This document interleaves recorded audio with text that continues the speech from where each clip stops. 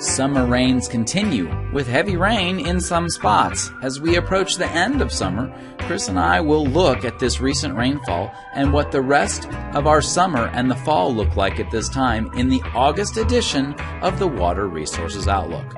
Observed data is where we will begin as we analyze the past month's rainfall.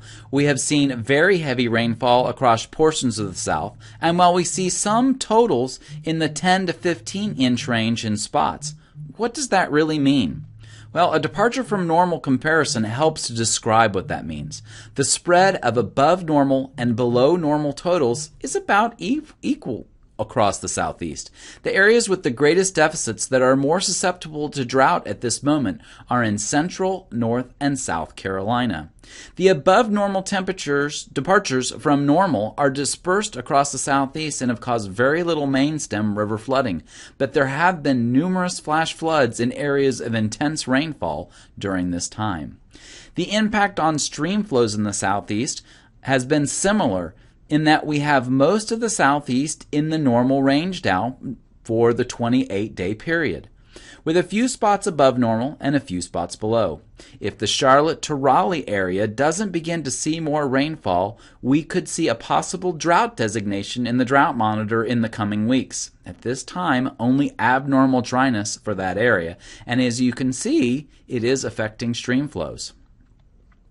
The Southeast RFC flood climatology for the Southeast shows we are moving into a more active time of the year.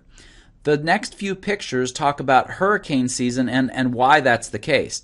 Our rainfall this summer has been beneficial for the most part by keeping crops, lawns, and landscapes across the Southeast green. But because of the wide distribution in time and space of the rainfall, river flooding has not been a major concern. However, as we look toward the peak of hurricane season, we might be slightly wetter in some areas and may be a little more susceptible to flooding if tropical weather heads in our direction. Florida climatology shows us nearing the peak of their flood season as the combination of daily thunderstorms combined with the potential for tropical weather make them especially susceptible to flooding during this time of year.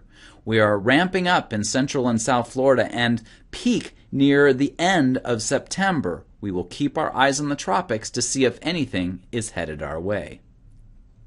Before we do that, we will talk about Lake Lanier in North Georgia again. We talked about it a little bit last month, and it's kind of indicative of some of the areas and the possibility of flooding in the area. The orange line shows the historical median elevation on the lake, and it is at this time of year when we would be expecting the reservoir to be falling. However, we have had enough above normal rainfall in the area since April that we are seeing a slow, steady rise in the pool, and it seems to be steady right now.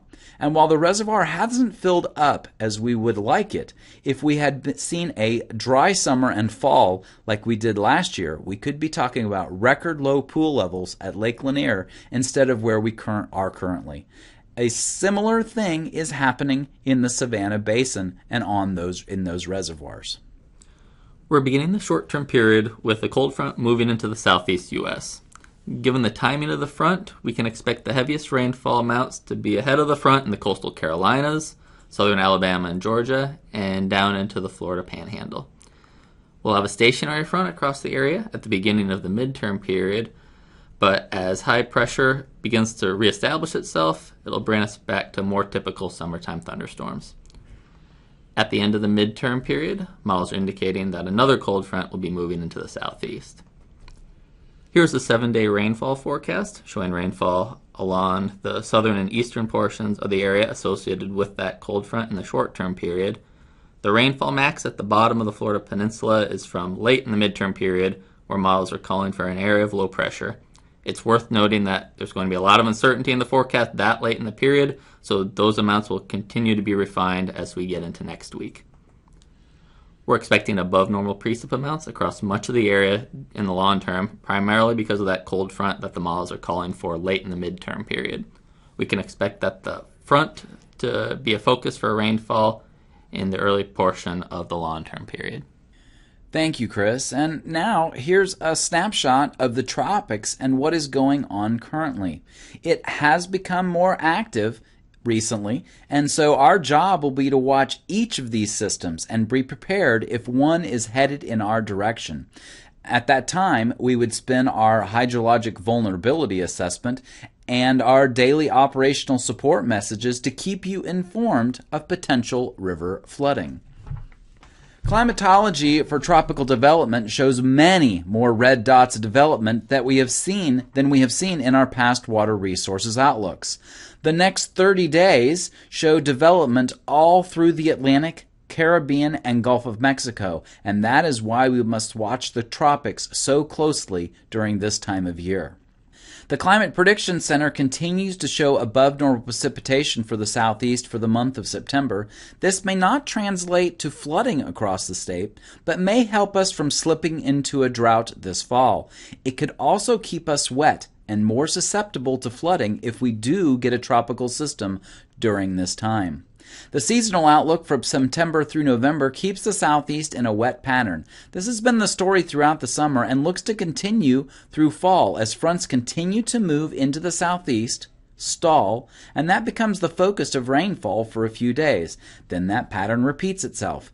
These are not true cold fronts in that it stays kind of warm behind them, but obviously they have the opportunity to produce rainfall as they push into the southeast because we stay humid and the tropical moisture sticks around, and that keeps things uncomfortable even after heavy rain. Again, something we will have to watch closely through the late summer into fall. The winter may be telling a little different story with some dryness in the early part of winter. We will discuss this more as we get closer. However, we will watch each forecast to see if this trend for a dry winter continues in parts of the southeast.